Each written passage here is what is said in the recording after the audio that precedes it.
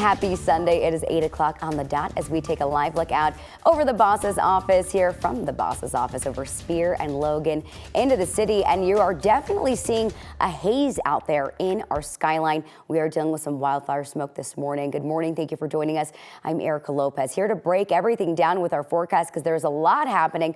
We have meteorologist Chris Spears with us. So going to be a little bit cooler, but that wildfire smoke is already pretty nasty out there. Yeah, we can see it from several cameras, and you may even smell it at times as we go through the day today here. We had some of that yesterday. In fact, your headlines for today, the first one, my favorite headline, it's a little bit cooler, 5 to 10 degrees cooler as we look at today compared to yesterday. Unfortunately, that wildfire smoke from these western fires coming through, and the week ahead really looks like more of the same. We are up to 49 degrees at the airport. The wind is very light out of the southwest at 3. We're going to go up to about 80 this afternoon with those areas of wildfire smoke filtering through. Wind speeds stay on the light side, although they may shift around to the east-northeast. The bright color band here, right there, that is a big band of wildfire smoke in the atmosphere. Additional smoke will come out of Utah crossing the state, and that will be today, tonight, and tomorrow. And from this view on Lookout Mountain, you can already kind of see it here on the horizon. We'll go into this in a little bit more detail in your main forecast coming up. All right, Chris, thank you. New overnight, Aurora police are investigating a shooting that happened after a massive fight in a parking lot involving a large group of teens. It happened around 10:15 last night in a Holiday Inn parking lot on Colfax, just off of 225. Police arrived to what they described as a chaotic crowd of teenagers who had just been in a fight. Police say a man was shot in the leg and was taken to the hospital with serious injuries. 3 teens were also taken to the hospital with minor injuries. Investigators are reviewing security footage and talking with any witnesses in the area to try and determine what led up to the shooting. Everyone is okay after a house fire in Arapahoe County early this morning.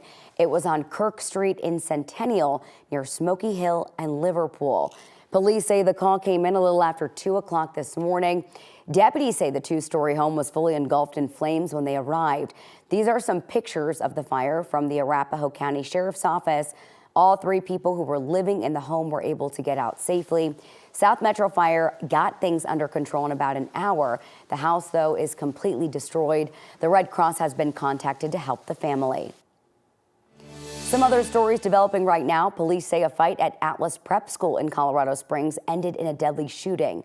The school put out a statement this weekend saying that they rented their sports field and facilities to an outside group. During one of the youth football games hosted by that group, a fight broke out and a 29-year-old man was shot.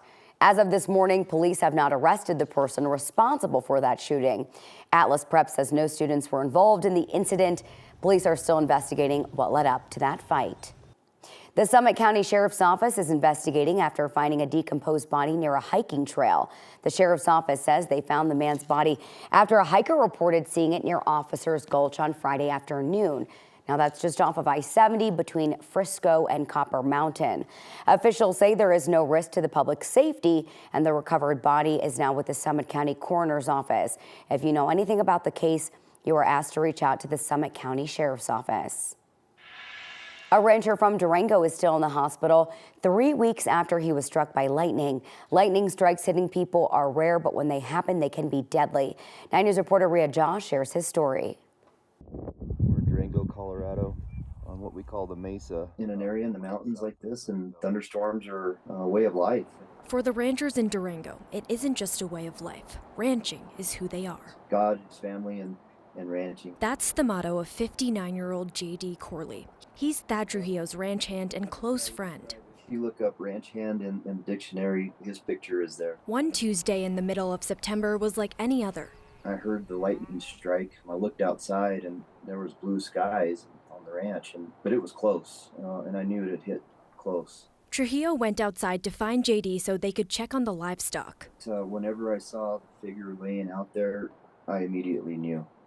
And it was just like, oh my gosh, I think that's JD out there. JD had been struck by lightning.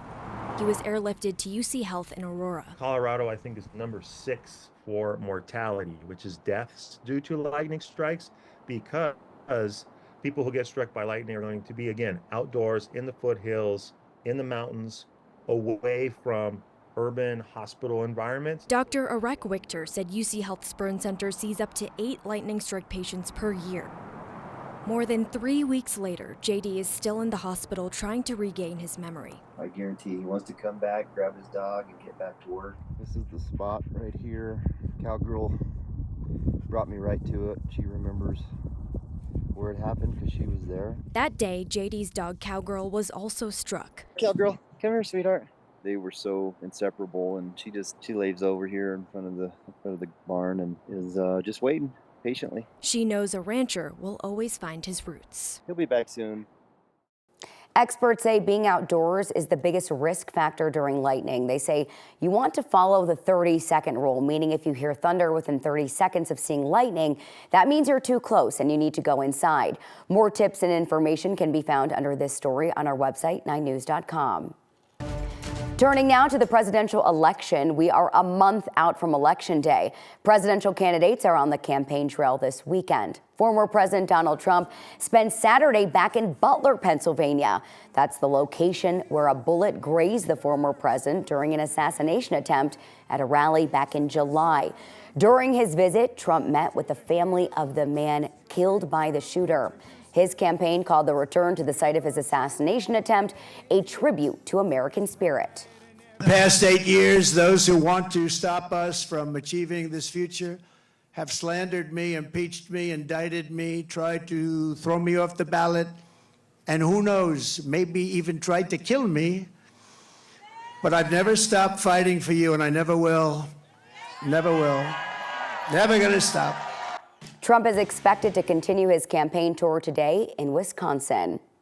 On the other side of the campaign trail, Vice President Kamala Harris was in North Carolina for a briefing on recovery efforts following Hurricane Helene. The vice president and Democratic nominee announced a major disaster declaration has been added to a county near the Charlotte area. Harris also met with families impacted by the hurricane and got an update from FEMA on their recovery efforts. The vice president thanked FEMA workers for their hard work, saying these moments of crisis bring out the best of our country. I've been seeing and hearing the stories from here in North Carolina about strangers who are helping each other out, giving people assistance in every way that they need, including shelter, food, and friendship and fellowship. And so I thank everyone for all the work that they've been doing.